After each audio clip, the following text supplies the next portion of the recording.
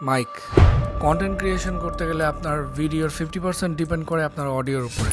আর বাংলাদেশের প্রত্যেকটি রিটেল শপের ওয়েবসাইট ঘোরাঘুরি ঘাটাঘাটি করার পরে I came out with this, the Zoom H1N.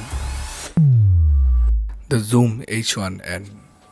আমার অ্যাকচুয়ালি এমন একটি মাইক দরকার ছিল যেটা আপনার পডকাস্ট থেকে শুরু করে music production, voice over, content creation, normally video সব কিছু করা যাবে আর কি। আর আমার মনে হয় যে 12 থেকে 13,000 টাকার ভিতরে এর থেকে ভালো অপশন আর নাই। সো চলুন আমরা শর্টকাটে জেনে নিই যে এই মাইকটি কী কী ফিচার্স রয়েছে এবং এই মাইকটি কাদের জন্য। আমি আরফ কনকার, আপনারা দেখছেন রয়্যাল অ্যান্ড বক্স।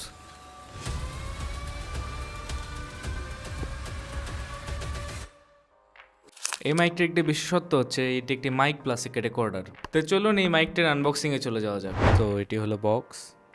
বক্সের নিচে প্রফেশনাল স্টেরিও রেকর্ডিং মেনশন করা আছে।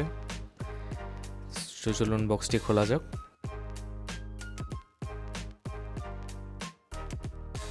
বক্সটি খোলার সাথে সাথে আমরা কিছু ইউজার ম্যানুয়াল পেয়ে যাচ্ছি, আর দেন আমরা ডিভাইসটি পেয়ে যাচ্ছি। এটি হলো আপনার অ্যাকচুয়াল ডিভাইস। আনবক্সিং খুবই সিম্পল, ডিভাইসের সাথে এক্সট্রা কোনো অ্যাক্সেসরিজ বক্সের সাথে দেওয়া হয়নি। জুম রেকর্ডারগুলোর মধ্যে 32 বিটস, আচ্ছা ঠিক আছে না ভাই শুরু থেকে বলি। জুম রেকর্ডারগুলোর মধ্যে 32 বিটসে কেন জুম রেকর্ডারগুলোর মধ্যে 32 বিটসে ভাই দাঁড়াও, তুমি আগে আমাকে একবার লিরিক্স দিছো।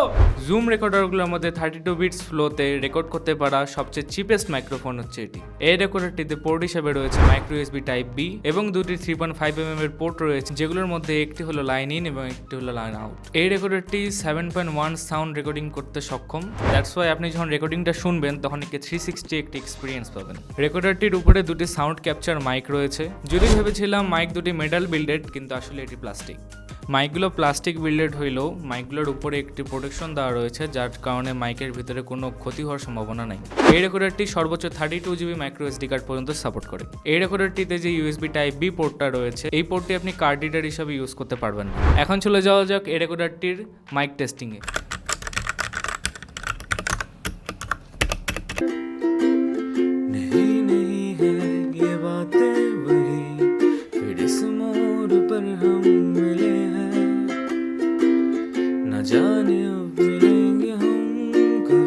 তো আপনারা শুনতেই পাচ্ছেন এই রেকর্ডারটি কত ক্রিস্পি এবং একটা বেইজি সাউন্ড দিচ্ছে, এবং আমাদের এই পুরো ভিডিওটা এই রেকর্ডার দিয়েই করা। সো সাউন্ড কোয়ালিটি নিয়ে আশা করি আপনারা হতাশ হবেন না।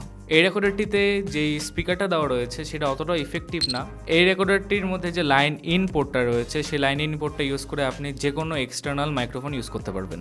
আর যদি আপনি রেকর্ডারের মধ্যে থাকা রেকর্ডিংগুলো শুনতে চান, তাহলে লাইন আউট পোর্টটি ইউজ করে আপনি যে কোনো ইয়ারফোন এখানে কানেক্ট করে শুনতে পারবেন।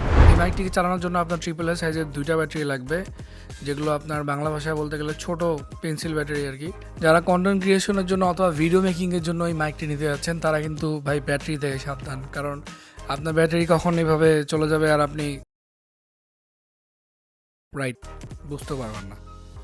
মাইকটির ব্যাক সাইডে একটি ট্রাইপড মাউন্ট দেওয়া রয়েছে, যেটার ফলে রেকর্ডারটিকে আপনি একটি ট্রাইপডের মধ্যে কানেক্ট করতে পারবেন এবং আপনি স্ট্যান্ড আউট রেকর্ডিং করতে পারবেন। মাইকটির ডিসপ্লের নিচে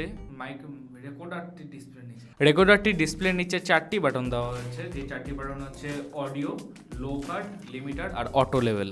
অটো লেভেলটা অ্যাক্টিভেট করলে আপনার যে রেকর্ডিংটা আপনি করবেন সেটা অটোমেটিক্যালি নর্মালাইজ করা হবে। H1N রেকর্ডারটার মধ্যে যে পপ ফিল্টারটা আপনারা দেখতে পাচ্ছেন, সেই পপ ফিল্টারটা বক্স কন্টেন্টে থাকবে না, এটা আমরা বাইরে থেকে একটা পপ ফিল্টার লাগাইছি। তো বেসিক্যালি এই মাইকটা কাদের জন্য?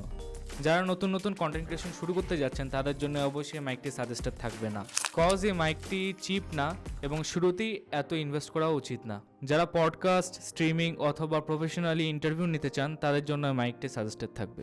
সো গাইস, আজকের ভিডিও এই পর্যন্তই। আশা করি আপনাদের এই ভিডিওটি ভালো লেগেছে। নিত্য নতুন টেক প্রোডাক্ট নিয়ে আবার হাজির হয়ে যাবো আপনাদের সামনে কোনো একদিন, এবং আমাদের সাথে থাকার জন্য সাবস্ক্রাইব বাটনে একটি ক্লিক করে ভিডিওটি ভালো লেগে থাকলে লাইক করে দেন। পুরো ভিডিওটির জন্য আমি ছিলাম আদনান খনকর আপনাদের সাথে। আজকের মতন বিদায় নিচ্ছি ফ্রম রয়্যাল অ্যান্ড বক্স। আল্লাহ হাফেজ।